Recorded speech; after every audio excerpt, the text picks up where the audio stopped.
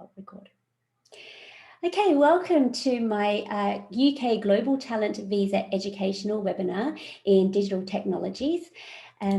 Today I'll be talking about what is the Global Talent Visa if you don't know much about it.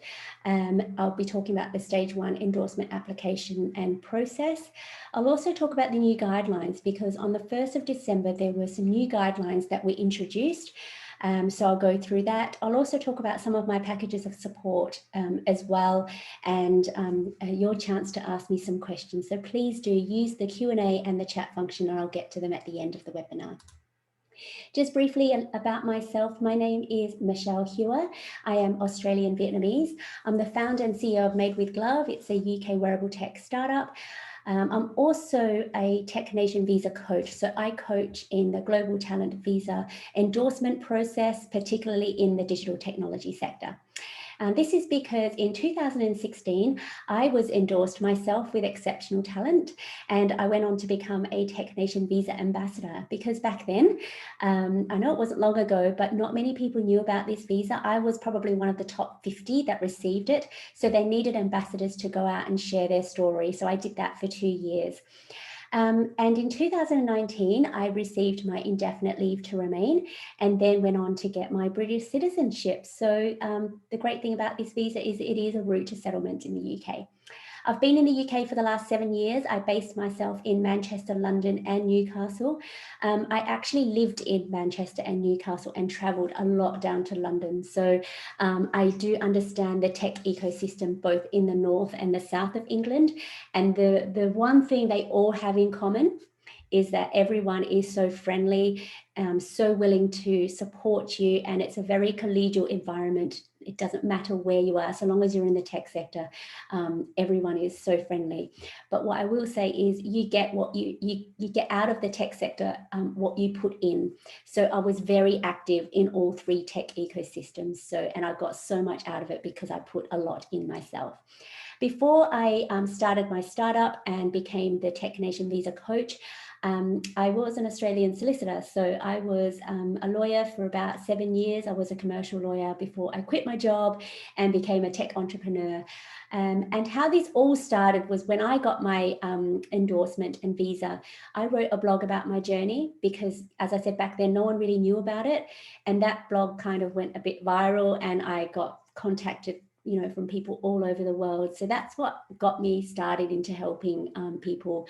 Now it's my job. I've got a business out of it. So yeah, it was an accidental way of starting a business and helping over, 250 tech entrepreneurs and senior execs and tech employees over the last 4 or 5 years that I've done this. My success rate is 80% versus a 54% endorsement rate. So the endorsement rate isn't great.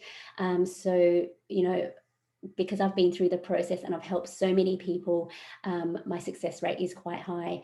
Some of my clients have received a result within 3 to 27 hours. So that's just amazing because the time it takes is usually up to 8 weeks. So to submit and then be told within a day that you've been endorsed is just an amazing achievement for my clients. So that's something I'm really proud of to help them through.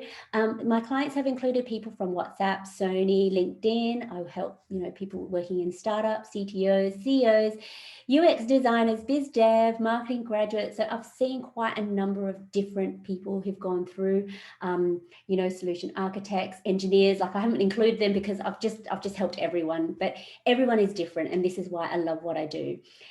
Just a quick disclaimer, I only help in stage 1 endorsements for the Global Talent Visa in digital technologies. I'm not affiliated with the Home Office or Tech Nation. The only way I'm affiliated with Tech Nation is I'm part of their Tech Nation Visa alumni, which I'll talk about in a sec. So over the years, I've been featured in different magazines. I've been, as I said, I put in a lot in the tech sector and I get a lot out of it. So I've been interviewed, I've been featured, I speak at events. I also hosted a table for the Booking.com Women in Tech Awards. I've been featured in Sunday Times. I've also been a judge at a virtual IoT hackathon for Media Tech Labs, and that was really exciting. I've been featured in TechCrunch lunch and business leader as well. So these are the types of things under the leadership criteria that the assessors would like to see if you are active in the tech community and you share your knowledge and your thought leadership. So this is just some examples of the things that I've done. And what I really do find rewarding is when I go to events, and this is pre-COVID, here at Resolve, I meet amazing people who've gone through the process, and they read my blogs and we bump into each other, and it's great that I impact the tech sector in that way as well. So yeah, so hopefully I'll be able to see some of you maybe at events soon. So what is the Global Talent Visa? It is formally the Tier 1 Exceptional Talent Visa. So that's what I got when I applied, but now it's called the Global Talent Visa. It's essentially the same thing. It's a special visa that was introduced to allow highly skilled tech entrepreneurs and talent in digital tech the ability to apply for the right to live and work in the UK for up to 5 years. So you can be an entrepreneur or an employee to apply for this. It's a two-stage process. So the first stage is the endorsement stage. So you have to be endorsed by Tech Nation by meeting the strict criteria that they set for you. And then once you are endorsed, then you can apply for the visa. It is more than a job application. So when you see the criteria, you'll see that it has the flavor of a job application, but it is more than that. And I'll go through why. If you Google hashtag TechNation Visa, you'll find out a lot of information about the Global Talent Visa in digital technologies, because there's the umbrella Global Talent Visa. Then there are other endorsing bodies for the Arts Council, the science, engineering, fashion, architecture. So they are the different endorsing bodies. TechNation is the endorsing body for digital technology sector. So the benefits is that it gives you the freedom and flexibility to live and work in the UK for up to 5 years. You can apply for indefinite leave to remain and British citizenship if you want to, and if your country allows you to have dual citizenship, which mine does. You can bring your dependents with you as well, so children under 18 and your partners. You can also register a UK limited company as well. So this is important for people like students who are on a student visa, or people on other visas that they can't register a UK limited company if they want to start their own startups. You can also work for a tech company without the need for a company sponsorship, and this is where the freedom and flexibility comes in. So even if you're stuck with a company because they supplied your visa, if you want to leave, you have to go to another company that will sponsor you. You can't, it's not so easy just to leave, because if you do leave, you lose your visa, then you might have to go back home. And yes, so it's attached to you, and it is a little bit cost effective in that the application fee is in the hundreds for the stage 1 endorsement. It's not in the thousands. When you get to the visa stage, again, it's in the hundreds, but what's more expensive is the immigration health surcharge, which is the NHS fee. Everyone has to pay that, unfortunately. So that's the bigger fee, but the actual application fee isn't as much. Now, I wanted to talk a little bit about the real benefits, because this is something that I and a lot of successful recipients received as benefits after they got the visa. They didn't realize it at the time, but really it gives you the credibility. If you are endorsed with exceptional talent and exceptional promise, Tech Nation are endorsing you as an emerging leader in the tech sector. So that gives you so much credibility. It also gives you confidence as well that, and a government body has endorsed you with talent or promised in order to stay in the UK, and that they believe in you and your achievements. You can also apply for promotions or have the confidence to do that. I've got a lot of clients who ended up getting so many promotions after getting this visa, because they're more confident in their abilities, and they will go for promotions and they end up getting it. You can also negotiate as well in terms of your salary. So if you go for a job and the company is supplying you with the visa, your willingness to negotiate is not going to be as great as if you had your own visa and to negotiate your salary, because you may feel bad that they're already supplying with your visa, so you don't feel comfortable negotiating your salary because they're already doing you a favor by giving you the visa. But if you have your own visa, you can negotiate. You don't have to care, because you can apply for any other job, So that, I think, is huge. It gives you lots of opportunities as well. So if you were to apply for a job and you have your own visa, you can talk to any tech recruiter about a job, because a lot of recruiters don't really talk to you unless you've got the ability to to work, you've got a visa. So this opens up a lot of doors for you if you have your own visa. You can be a role model for those who want the visa as well in your own countries, okay? I don't know many people from Vietnam who have got this visa. I think I know one or two people, but the more you talk about it and the more you talk about where you're from and what you achieved, more people from your own countries will look at you as a role model. And I think that to me is really rewarding, because they, you don't mean to be a role model, but you are.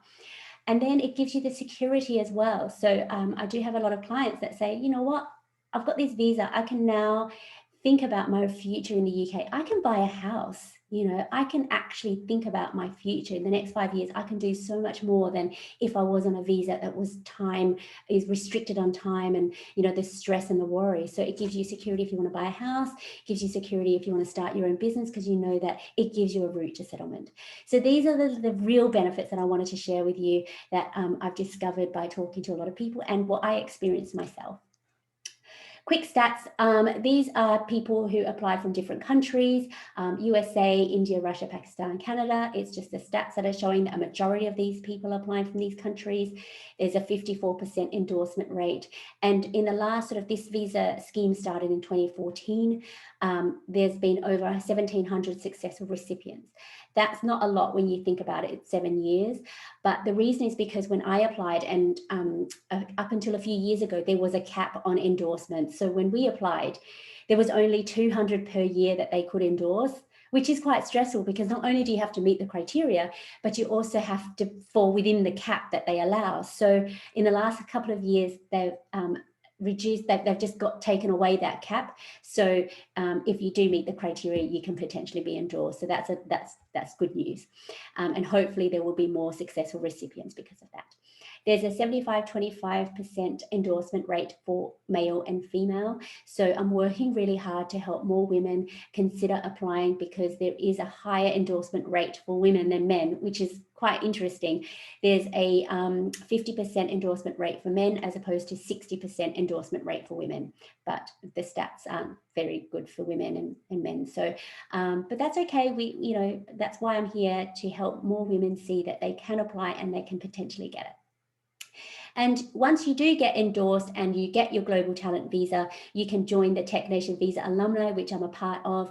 It's a community really, and we have a Facebook group, a Slack channel, and this is where we network with other people who received the visa as well. So these are some of the stats. Tech Nation released the Tech Nation Visa Report. As you can see, these are the successful endorsement rates from different countries. So China has got 80%, it's 86% endorsement rate, which is the highest. And US, Canada, Australia fall behind that. Nigeria, India, and Pakistan, they don't really have a great endorsement rate, but it could potentially be there were so many people applying. So, that could reduce the endorsement rate as well. In China, though, there aren't many people who are applying in China, but more people were endorsed. So that's why there's such a high endorsement rate. So don't be discouraged by these stats. Just focus on your own application and yourself. So these are the skills. You can have a technical or business skill to apply for the endorsement and visa. Obviously, because it's a tech visa, a lot of software engineers apply and they get endorsed. But as you can see on the figures on the right, biz dev, marketing, digital design, so these people are still getting endorsed as well that don't have a tech skill. So don't be discouraged again that if you don't have a tech skill, you can't apply. You can still apply. So over the years, since 2014, there are about 3,400 applicants. There's going to be more soon, obviously, because, Brexit and the EU, people from the EU can apply as well. So over the years, you can see it's increased a little bit. I'm just going to move this. I can't see. Yep. So lately, there's been 1,171 applications over the last year, even during COVID. So COVID didn't really slow down applications. It's actually higher than what it was in 1920. So yeah, so there's no real impact there from COVID. So this is the process. So as I said, there's a two-step process. The first step is the endorsement stage. Okay, and then the second stage is the visa application stage if you are endorsed. Now, within the first stage of the endorsement stage, there's 2 steps. You have to pay and register online at the Home Office, and that's £456. And then after 15 days of registering at the Home Office and pay, you then upload all your documents on the Tech Nation portal. So there's a 2-step process there. When I applied, we had to send it by post. So now, yeah, they've made it a lot easier. So it's a very easy process to upload all your 15 documents online to the Tech Nation portal.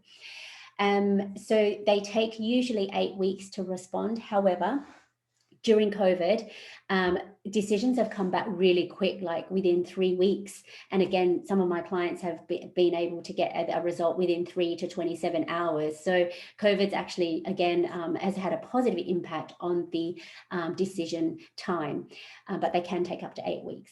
Now, they tell you if you're successful or unsuccessful. If you are successful, you go to stage 2, and that's where you apply for your visa, and that's where you got to do your fingerprints, biometrics, and pay the immigration health surcharge. And that has increased now from 400 to 624 per year per applicant. So that is quite a lot, because if you've got a 5-year visa, it's 5 years times 624 plus the fees, like the 152 and the biometrics. When I applied, I remember my biometrics was only about £20, so that's not a lot. It's the immigration health surcharge, that's a lot in the second stage. And then that takes 3 to 8 weeks to do with your passport, because they take your passport as well. If you are unsuccessful, you can appeal, which is good. The appeal doesn't cost you any money. You have 28 calendar days in which to appeal the decision. So if you feel that the assessor has made a mistake in assessing your application, you can appeal and explain why they made a mistake. And I help with appeals as well. Sometimes assessors do make mistakes. And also this goes, if you do appeal, it goes to a second assessor, so they can look at what you said in your appeal, and they will also look at your application again.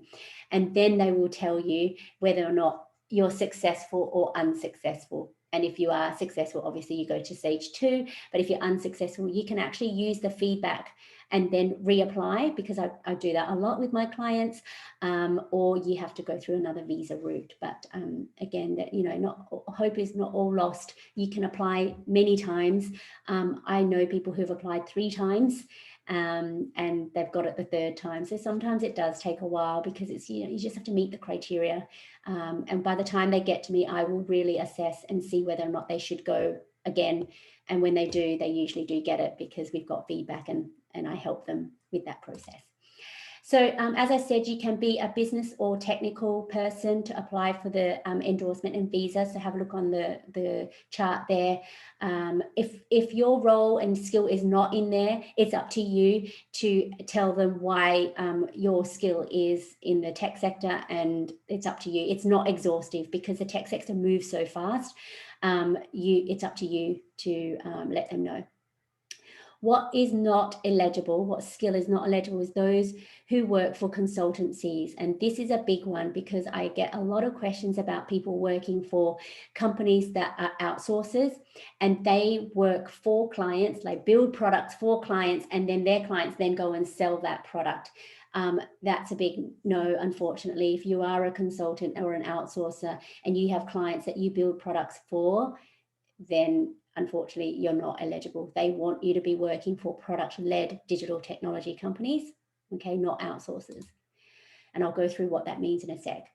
So this looks like a job application, but again, you can see it's more than a job application, because you need to provide 15 documents. The first 5 documents is your CV, your personal statement, which is a cover letter, and you need 3 letters of recommendation by 3 different experts, okay, from 3 different organizations. So that's mandatory. They have to be experts. They have to know who you are, what you're about, what achievements you've made in the tech sector. So that's 5 documents. The next 10 documents you have to provide is based on the mandatory and optional criteria. There's 5 mandatory and optional criteria, and you need to select 3. Okay, so it's up to you how you want to use your 10 documents. There's only 1 mandatory criteria, and there's 4 optional criteria. You only need to choose 2 out of 4 optional criteria. okay? They have to be 3 pages each. So that's 10 documents times 3, that's 30 pages, okay? You need to provide 3 examples in the mandatory criteria, because there's only 1 mandatory criteria, and you need to provide 3 examples from the 2 optional criteria that you've selected, okay? So it's 3 documents for the mandatory criteria, 3 documents for each of the optional criteria. That makes it up to 9 documents, but you have 10 documents. So the extra document, you just select the same criteria and just add another document in. I'll go through this in a second. So as I said, there is the definition of a product-led digital technology company, and this is what they want you to be working for. It's defined as a business that provides a proprietary digital technical service, product, platform, hardware as their primary revenue source. So that company has to be building its own products. It's got to be its own products because they say it's proprietary. And some companies build products, but they also have a consultancy on the side. So long as the product business or side of it is the main primary revenue source, then that's okay. But if they're mainly a consultant business and they do products on the side, then that's not a primary revenue source. Okay, so that's something that you have to establish early on. So it's the creation of software, processing, storage of data, or the creation or application of technical computing hardware is often the central aspect of their business model. So that's what a product-led digital technology company means. However, and this is what they've said, excludes general consultancies, outsourcers, and technology-related consultancy groups focus on process or service delivery solution systems or architecture. So they've explicitly said no outsourcers, okay? Now, there are 2 categories in which you can apply for. The first category is the exceptional talent, and the second is exceptional promise.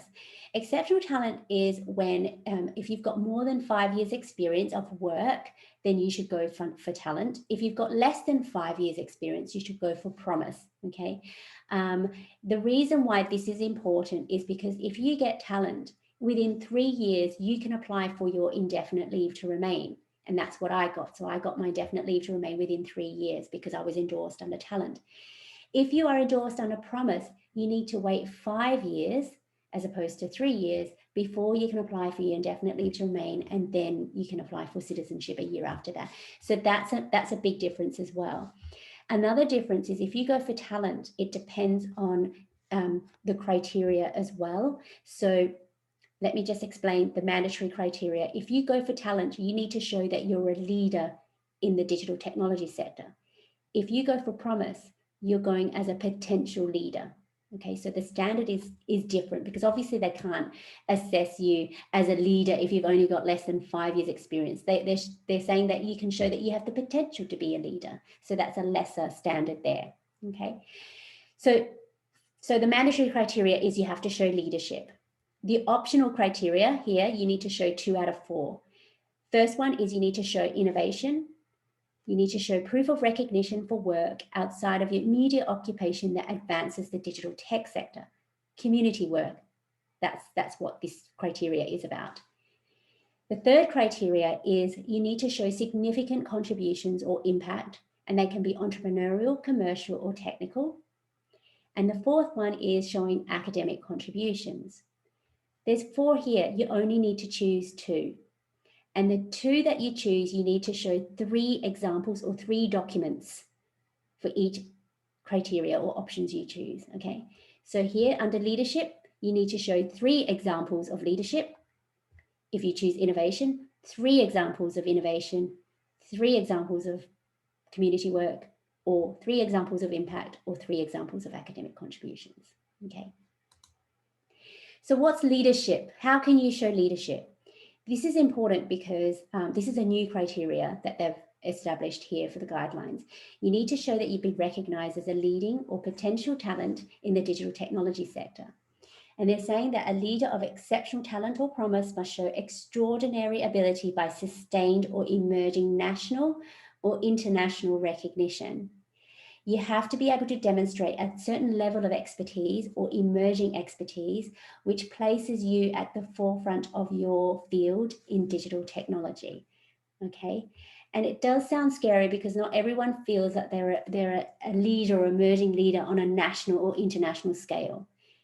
If you're working in your own country, you're international, okay? So it's about articulating that you are a leader in your country, okay? And you can bring that over to the UK. These are some examples of leadership. You can be a leader as an organizational, product, or thought leadership.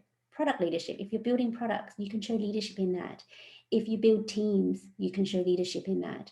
If you are a thought leader, so if you know about a particular topic, you can be a leader in that. If you're in marketing or biz dev, you can show leadership through the revenue that you generated for your company, customer growth, or commercial success, because you led these projects to success. If you've worked on any open source projects, if you've got any awards or speaking engagements, if you've been published in any major trade publications, if you command a high salary, okay, if you're a panel speaker, judge, or if you lead any large technology-led initiatives. And the examples you can provide over to the right is any letters of support, any news clippings, the actual awards, any promotion material, lines of code, articles, and media and press. So it's about gathering all these documents, which you may or may not have right now, but you know that this is the type of thing that they need. And this is why I showed you in my first the third slide about what I've been featured in and what I've been doing in the tech sector. That's what they're looking for. Okay, they need evidence of these types of things that you've been involved with. If you can't find any of these, letters of support from people in your industry is evidence of leadership. They obviously need to attest to why they think you're a leader in that field, okay, and the reasons why. And this is where I'd like to talk about personal branding, because it's one thing doing the work that you do, but you also have to work on your personal branding and raising your profile, because if you don't do that, no one else will. It's up to you to realize your potential and to tell and share people what your skills and achievements are. So personal branding is an intentional effort to create a public perception of you by positioning yourself as a leader or authority in your field. If you've got all these expertise and experience, you need to share that, okay? It's not bragging, trust me. It may feel like you're bragging, because I know that in certain cultures, and definitely in my culture, when we don't talk about our achievements, okay? And this is a process that will take you out of your comfort zone. But if it means so much to you to get this visa, you will have to do it. And that's what I had to do. All you're doing is you're actually highlighting your strengths, you're establishing your reputation in this field, you're building trust, because you want people to work with you and trust you, okay? And you want to communicate your unique attributes that you bring to your current or desired industry, okay? So you've been working in the tech sector for X number of years. You have got some skills, achievements, knowledge, and information that you can share with everyone. So why not, right? And that is you raising your profile, telling people what you know and how they can do things the way that you've done them, because you've got the experience to do that. And it is a little bit about self-promotion as well. And everyone may feel uncomfortable about self-promotion, but by doing this and by highlighting your achievements, the more you do it, the easier it's going to get. So thought leadership is another thing I wanted to talk about. It's about sharing your insights and ideas and a unique point of view that provokes new ways of thinking, sparks discussions, debates, and inspires action. Okay, you must have been working on some projects that you can share, you know, what you've done. Sometimes it can be confidential, but some things might not be, and you can share your ideas and share what you've done and learned and what you achieved and the impact that you made. A true thought leader knows a topic inside out, has formed a clear, unique, and defensible point of view about it, and freely shares that perspective. So that's thought leadership, and I want you to have a think about that, what you can talk about. As I said, I write a lot of blogs. I share what I've learned, and through that, people know me and they search me and they ask me. I don't feel like I'm a thought leader, but I'm sharing my insights and ideas, and I've got so much experience that they look at me as a role model, as a leader, so that I can help them and pave the way for them as well. So that's one way to look at it. So you don't feel like you're bragging or, you know, you're promoting yourself to a point where people think that, you know, you're arrogant. It's not that, okay? So After leadership, there's innovation, and this is one of the criteria that you can select. Innovation, you need to show a proven track record for innovation if you're going for talent, or if you're going for promise, you just need to show examples of innovation as a founder, senior exec of a product-led digital technology company, or as an employee working on a new digital field or concept. So some examples of innovation is some patents. So if you have got any patents or register for patents, you can use it as evidence. Don't worry if you don't, because not many people do. I've only helped probably about 3 or 4 people that actually have patents or registered patents. So you don't have to get this if you don't worry about it if you don't have this, okay? But you can show your designs. If you're technical, you can show your designs, your concepts, your prototypes, and you actually create this document yourself or use documents that you've already done. Okay, if you're in a business skill, you can show your innovation by your account stock is your strategy. Okay, strategy is a really good one to show innovation. What was your process in generating revenue and getting customers to buy the product? What's your go-to-market strategy? That is innovation. You need to explain why, how, and what is the innovation.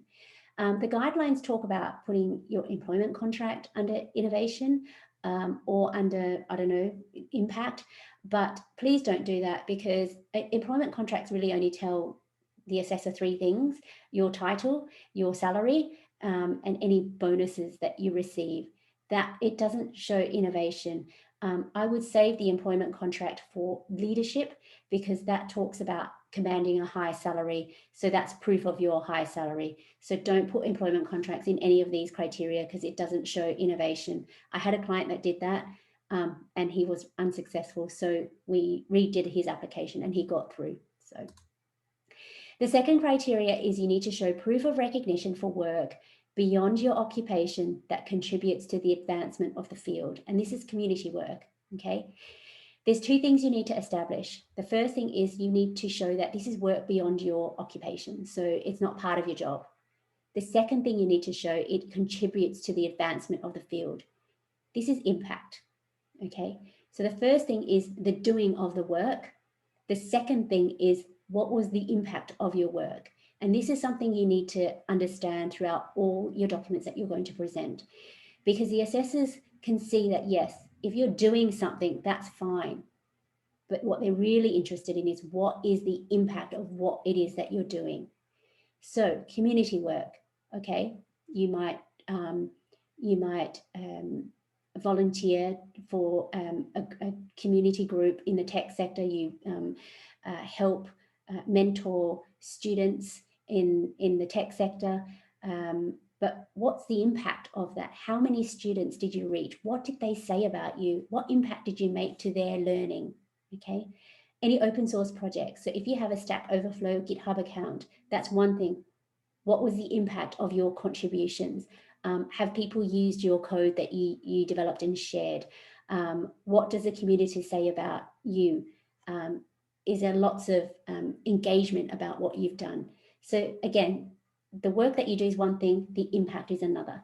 Any letters of support, that's really good, because obviously if people vouch for you, they talk about what you did and what impact did you make. If you taught at any workshops as part of your community work or sharing your knowledge, I'm a STEM ambassador, so I did a lot of workshops. I use that as an excuse, as an example. Mentoring or coaching, you can use that as examples, but not consulting, because a lot of clients I've helped, they said they've consulted and helped startups, and it's only one startup, but that's not contributing to the advancement of the field. What they want is someone to work on with a community, so not just one person or one company or one startup. They want you to help advance the field in general. And then STEM ambassador programs. As I said, I'm a STEM ambassador. It's a really great way of getting yourself out there and helping the community. The third one is significant impact. So if you've made a technical, commercial, or entrepreneurial impact as a founder, senior exec, employee of a product-led digital technology company, and this is where I said it's really important, is you need to show what impact did you make of the doing of the work. So you need to find out what was the metrics and growth. Use I instead of we when you're talking about your project. A lot of people say our team, or we did this, we did that. The assessor's not interested in what we did. The assessor's interested in what you did and what impact did you make to that actual project. Look at the analytics and revenue if it's relevant to you. Look at the project before you started and look at the project after when you were done, and what was the difference? What did you contribute to that project? And highlight the impact that you made there, because this is the impact criteria. You can also talk about the potential impact as well, because a lot of people, have projects that it's started and there's a bit of impact, but then you can also go one step further and say, well, this has the potential to do this and that. So you can talk about its scalability and the potential to make even more impact than it already has. Any awards that you made, that's impact as well to a company, or if you've had. And talk about impact to the company, customers, partners, and industry. So it's not just to the company, but think about the impact to customers. Is it a new product to market? Have you solved a problem for people? Have you got more partners involved? Are you a new competitor in the market? So that's impact as well. The fourth one, which not a lot of people use, but I use this one, is demonstrating exceptional ability or examples in the field by academic contributions through research published or endorsed by an expert. So this is stuff like research papers that you can show, so published in journals, or if you've got any R&D grants, if you've got any innovation vouchers that helps you develop your product, which I did. If there's any academic research that you've contributed to, so if you're an author, provide the publication, and letters of support from professors as well. So I provided this. A lot of your articles, if you have, could be more than 3 pages. So you would only submit the relevant pages. So I know some journals are like 15 pages, so you have to reduce it to make it 3 pages.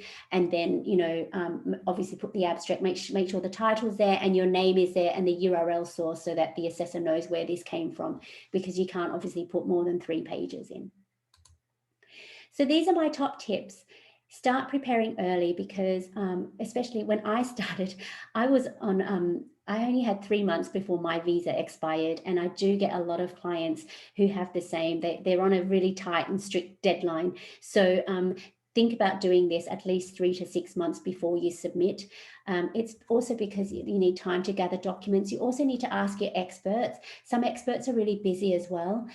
My expert, the professor that helped me, he took 3 weeks to sign my letter, and I had to keep chasing him. So you start preparing early, tell your experts early, and then you have to leave time for if you do need to chase them. Consider your future plans in the UK, because in your personal statement, you need to say this, and your experts also need to confirm what your future plans are as well in the UK. So I like to break it down to what's your 1 to 3 year immediate plan, and then what's your 3 to 5 year plan, so that the assessor can see that you've actually thought about it. I've had clients that say, I'm just going to get to the UK and think about it when I get there. And no, you need to really think about it, because the assessor really needs to have comfort in knowing that you've really thought about this. This is what you really want to do, and what impact are you going to make to the tech sector. And your network is your net worth. As I said, you need to rely on experts in your field. You need to know them. They need to know you and vouch for you. You have to provide 3 experts, and that's mandatory. And under the criteria, which I've just discussed, you can use letters of support to help you fulfill that criteria as well. Again, that's where your network will come in and help you. Usually I help people write letters, probably about 6 or 7 letters to help them fulfill the criteria. So it is a lot, and that's why it's important to know the right people. January 2021, Brexit happened. So before, this visa was not relevant to people who were living in the EU, but because of Brexit now, there's a lot more people that can apply for this visa, which will increase competition. So just be mindful of that. But because there's unlimited endorsements, that's okay. You can still apply and potentially get it. Now, every Monday, if you've got any questions, specific questions that I can't answer today, you can sign up to my discovery calls. It's free for 15 minutes, book through my website, and you'll get a calendar invite. And I also ask you to fill in a questionnaire as well, because we only have 15 minutes. I just need to understand a bit of your background, and then we can go through all your questions. My discovery calls every Monday, they're always fully booked. So please do sign up early. but you don't usually have to wait for more than 2 weeks. So hopefully you will get a spot if you do need to speak to me. And also you can download my free ebook as well on my website. It's something that I created just for you to help you with some of the questions in the each criteria. Make sure that it's almost like a checklist that someone asking you, have you done this, have you done that? So download my free ebook as well. Now, these are some of my packages of support that are available, and I've helped so many people over the years, and I love doing what I do. The first package of support is I have developed an online resources area, and it's my membership area. The second package of support is strategy sessions. So this is new, and this has been really popular because a lot of people don't know where to start. They're overwhelmed with the process. They don't know what experts to choose, who to ask, what documents, what criteria. So my strategy sessions really do help them, and it's a high-level overview of a roadmap of your application. So you can have the confidence to either do it yourself or have me help you throughout the process still. My review package is a full review before you submit. And my most popular package is my premium coaching package. I only accept a limited number of people for this every month. And this is where my success rate is really high because I help you from start to finish. And then I also help with appeals as well. So my membership area is full resources. You can see here. Once you get in, there's loads of stuff here. Everything, there's templates for letters, personal statement, examples of leadership, innovation, impact, proof of recognition, academic contributions. I've got explainer videos, my own application, interviews, wording examples, how to avoid appeals, and all my tips. So it's all there for you, so you can do it yourself at your own pace. And this has been really, really useful for everyone. I get really good feedback from it because it's 5 years of my knowledge dumped into this membership area, and I'm so glad I did it because it's such a useful resource, and I didn't have it when I went through this process, and I wish I did. So my strategy session is support from the very beginning. It's £999, sorry. It's a special introductory price, so it will go up soon. This is support at the beginning. As I said, it's very useful to help you overcome your overwhelm. So you do get access to my membership area within this price as well. You get up to 3 hours of my time, and you get my coaching advice, mentoring, and support. So you'll learn how to start your application, how to structure your application, support to decide what criteria, what evidence, who your experts are going to be, what your future plans are going to be, and help you create your professional story. So every piece of evidence is going to have a story behind it.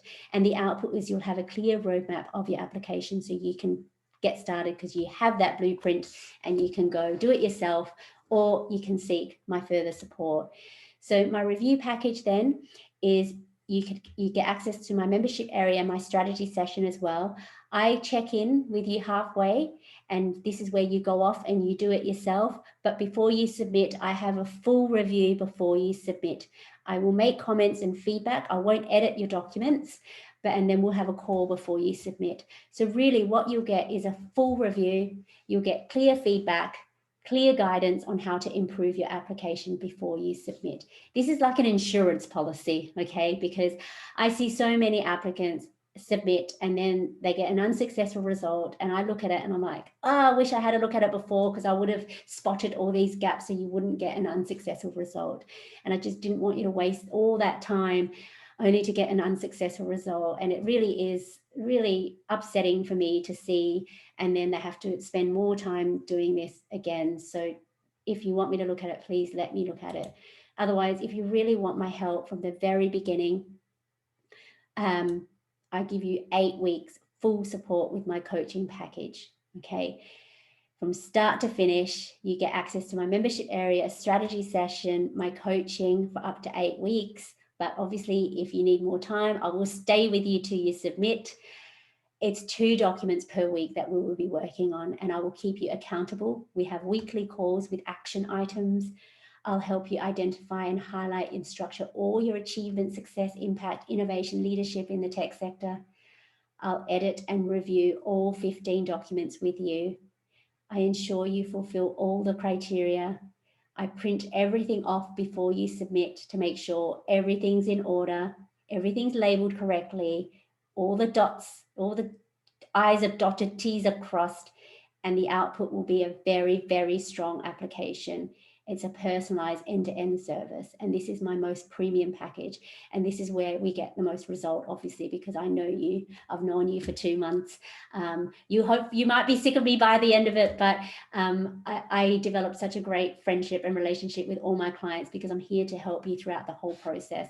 And I've been through it myself, so I know I'll jump in when I need to. Obviously, if you're stuck, and you just can't move forward, I'll go in and help you, move you along and progress you so you can submit within 8 weeks.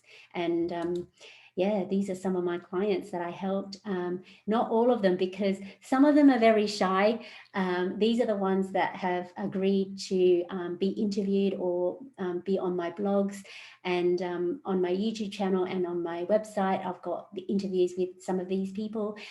We've got Jennifer from LinkedIn, Mahmoud, he's from Egypt. He's an AI expert. We've got Tatiana from Ukraine.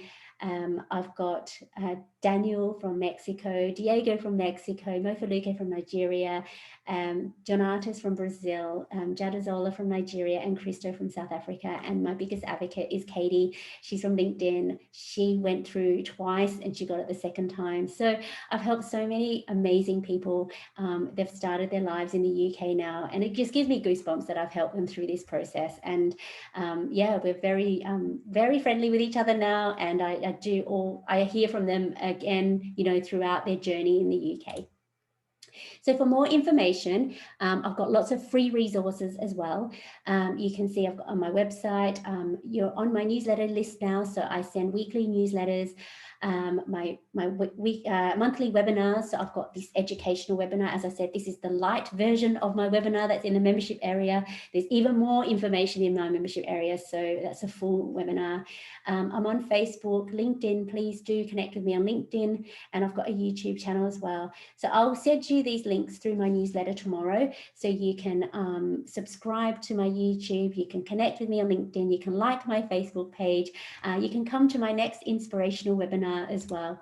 So that's next week, in 2 weeks' time. I'm going to be interviewing my friend. Her name is Ravneet Kaur. She's from India. She received her Global Talent Visa in 2016, the same month that I did. And I met Ravneet in Newcastle when I was working there. We're very good friends now. So she's agreed to come on to share her story. She was a COO and co-founder of a startup. She's now an innovation manager. So she was able to take a break from her startup, and now she's working for someone else. So she can tell you about her journey, and she's amazing. She's going to be applying for her indefinite leave to remain shortly. So please do come to that. I'll put that in my newsletter as well tomorrow. So that's it. I hope you have gotten a lot out of this today, and please do ask any questions.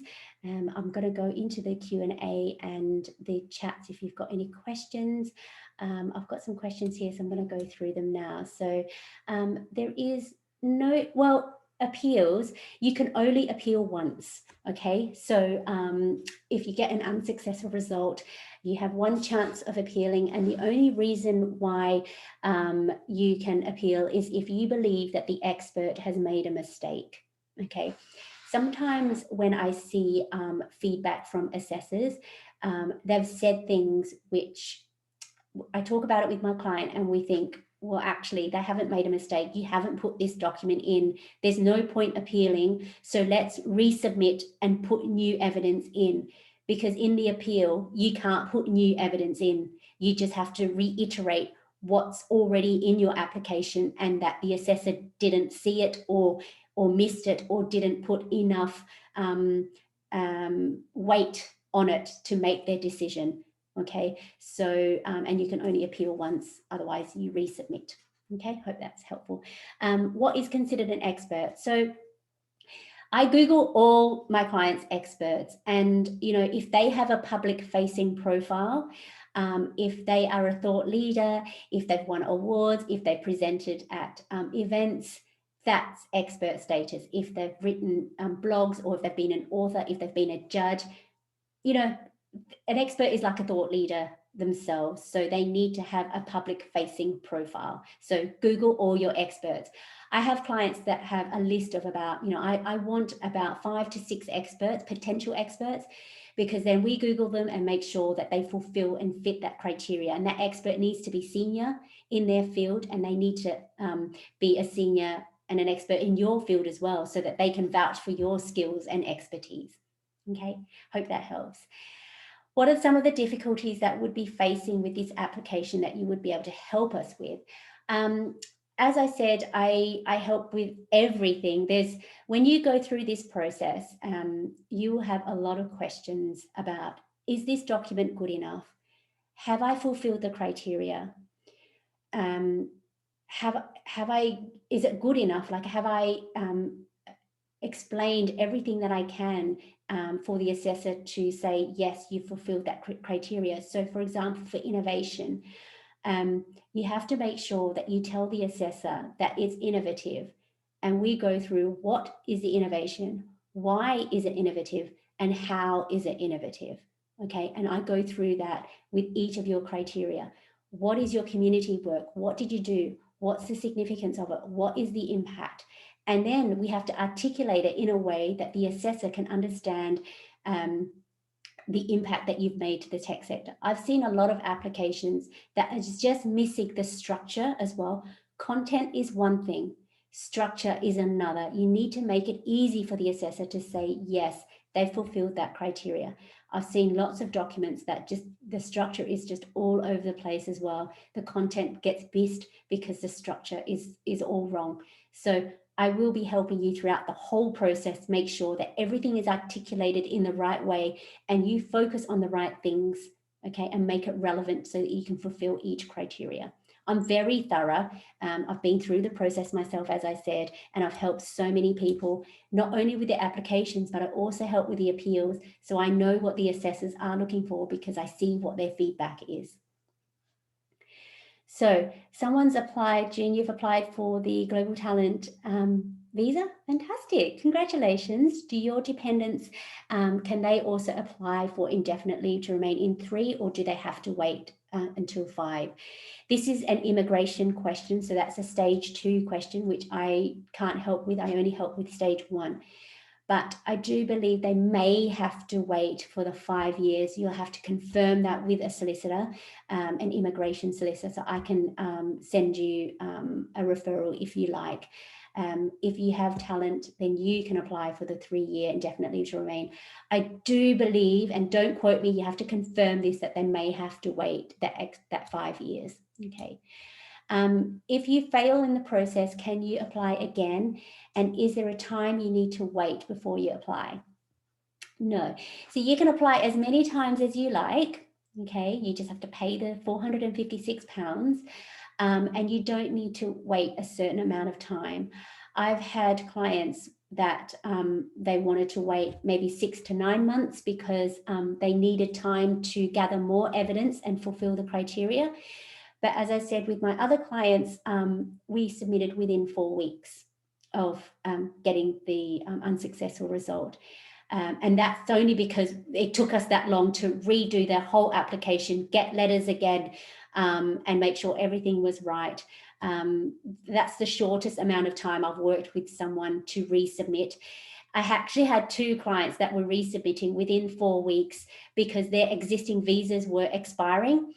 So that was really stressful. It was around Christmas time, but we resubmitted within 4 weeks and they got the decision before their visa expired, which was really lucky. And that was 2 at the same time. So that's why I said, please do prepare early. And if you do have a visa that's expiring, you do also need to calculate how long it's going to take.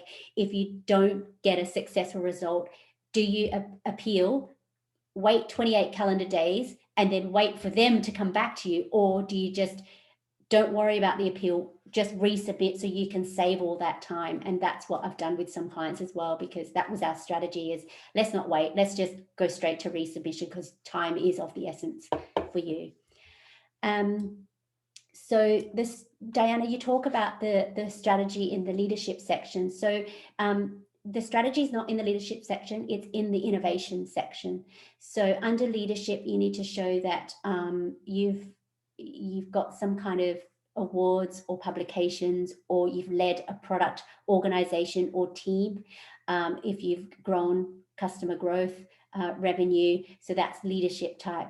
Innovation is about your strategy. So if you've got a go-to-market strategy, that could be innovative, but you need to explain why, how, and what is the innovation of your strategy. Okay, hope that helped.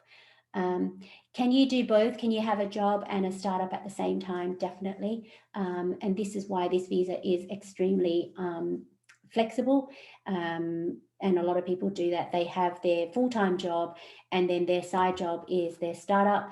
So long as their full-time job allows them to work on their startup, you can register a UK limited company and you can work for your job. But again, it depends on the conditions of your employment, because some employers don't want you to do other things. So long as your employer knows that you can do your own startup, then that's fine. I did that. When I took a break from my startup, I had already registered my startup, but then I took on a role at a university.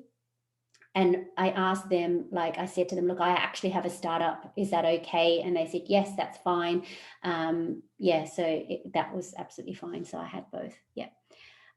Is the structure explained in the DIY membership area? Yeah, so I have lots of examples of how you can structure your leadership, your innovation, your impact, and your proof of recognition. So you'll see some of my examples in there and how it should look.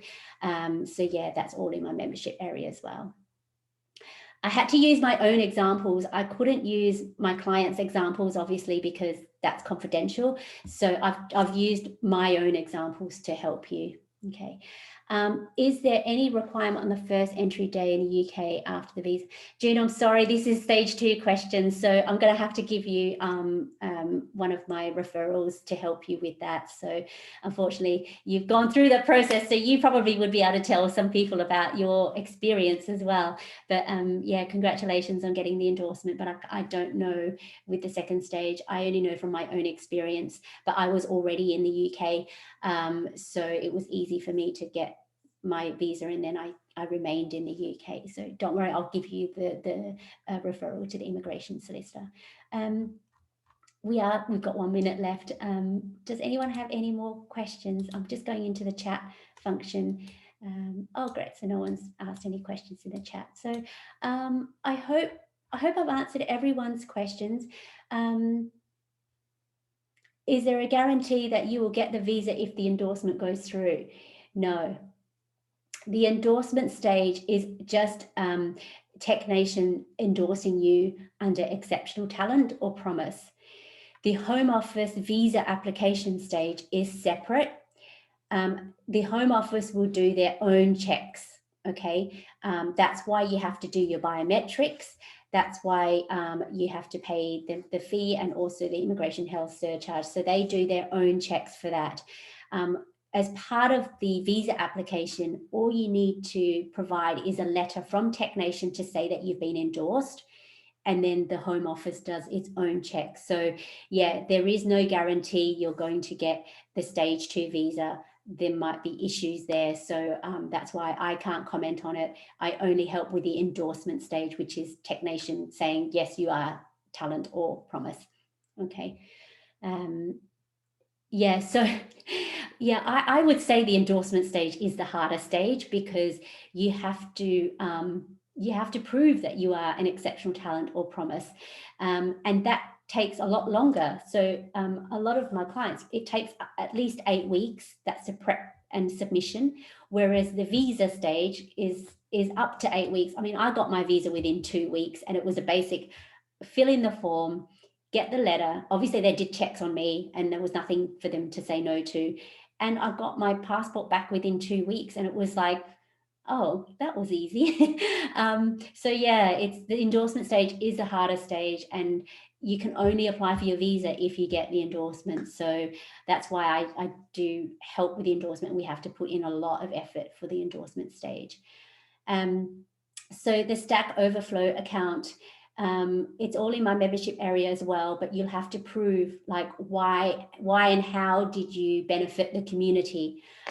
So with one of my clients, he had a lot of open source code and he showed that, but he also went one step further because other people actually used his code and they ended up developing projects through his code. So we use that extra bit as example as impact of his code.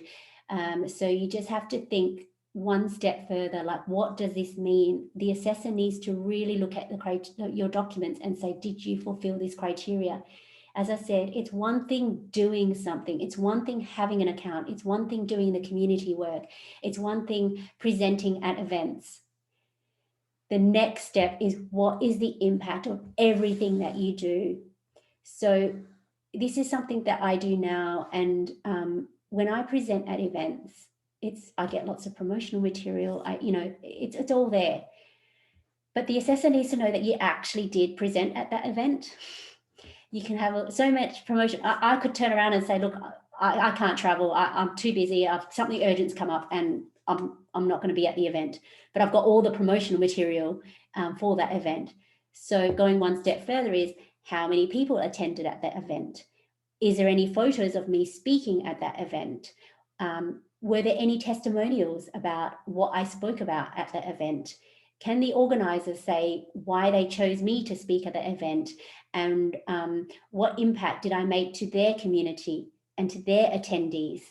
Was there a recording of that event? Is there a URL of that recording? Take a screenshot of it. They don't click on links. So anything that you want to include links for, take a screenshot of it and put it in your evidence. Right, we've gone 3 minutes over. I'm sorry it's over, but I hope that kind of helps you with your application. Please do book in for a discovery call if you need to speak to me a bit further, and watch out for my newsletter. Check your spam, because sometimes if you do apply for the Home Office, the response may go into your spam, and that's what happened to me. So please do make it a habit to check your spam. My newsletter might go into your spam as well. So please do check that, and I hope everything's okay. I'd love feedback if you have any. Say yes, great, thank you, or please talk about other things. But yeah, again, impact. I'd like to see the impact of my webinars and making sure that I add value to you and inspire you to consider this route, because it really does give you the freedom and flexibility to live and work in the UK and realize your dreams and build your tech career in the UK as well. So I'm going to leave it at that. Thank you very much. You can always contact me. Have a look at my website. I answer everyone, and I'll see you hopefully in 2 weeks' time at my next inspirational webinar. And have a great day. Thank you. Bye.